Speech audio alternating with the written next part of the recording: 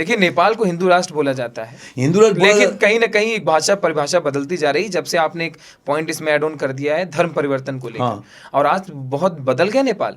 वहां पे आप खुद ही बताइएगा, अभी जो है कितने सारे मस्जिद बनते जा रहे हैं। 14,73,000 मस्जिद हो गया। आप सर्च करें गूगल में, और अनऑफिशियली 5 लाख है। 14,83,000 गूगल में अभी दिखा रहा है एज एन डेट, और उसके ऊपर में 5 लाख और है। मैं गिना दूंगा, मैंने सर्वे कर चुका हूँ। तो 19 लाख मस्जिद बन चुका है, और उसके बाद में 7,000।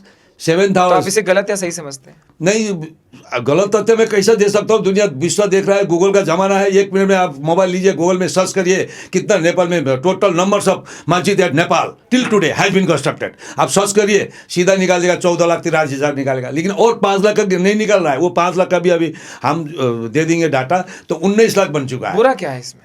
बुरा क्यों नहीं है? हिंदू का देश है, हिंदू का जन्म स्थल है। वहाँ में जाके मुझे तो बांग्लादेशी लेके घुसपैठिया आगे बैठ रहा है। और उसके बाद में आपका पाकिस्तान से आ रहे हैं, इंडिया का यूपी से जा रहे हैं, यूपी से भी जा रहे हैं वहाँ। तो ये रोंगे मुस्लिम रोंगे आ रहे हैं, बर्मा से आ रहे हैं। तो ये लोग आने से क्या है, अराजकता फैल गया। अराजकता फैलने से हमारा हिंदू लड़कियाँ रेप हो रहे हैं, सुरक्षित नहीं है। और उनका वहाँ रहने का कहीं ना कहीं इसी सुरक्षा के खिलाफ मांग रहे हैं, क्योंकि सुरक्षा इसमें आम जनता की सुरक्षा कहीं ना कहीं भंग होती जा रही है। बिल्कुल बिल्कुल सही, 100% सही है ये तो। आप चाहते हैं नेपाल एकदम हिंदू राष्ट्र रहे? बिल्कुल बिल्कुल, वहाँ सिर्फ हिंदू रहे। हाँ, हिंदू ही है, और हिंदू ही का देवी देवता का जन्म स्थल भी है।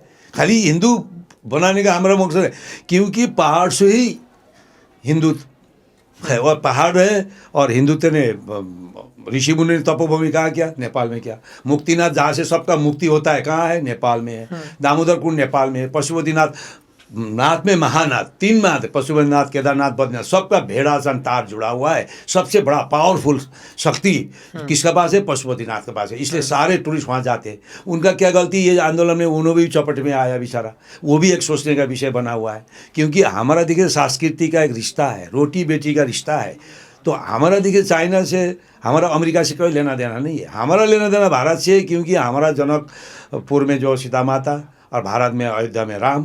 तो हमारा एक रोटी बेटी का रिश्ता है, और एक हमारा संस्कृति का रिश्ता है, एक हमारा संस्कार का रिश्ता है। जो संस्कार है वो गलत नहीं कर सकता। जो संस्कार में है ही नहीं, वो अराजकता फैला देगा, वो गलत करेगा। आपकी जनता ने सुशीला कार्की को ही क्यों चुना? अगर राजा शासन चाहते थे आप लोग, तो राजा शासन वहां आ सकता था। एक नाम बहुत अच्छे से आप जानते हैं, जो अभी चर्चित में रहे। उन्होंने कल एक पहला स्टेटमेंट भी अपना दिया सामने।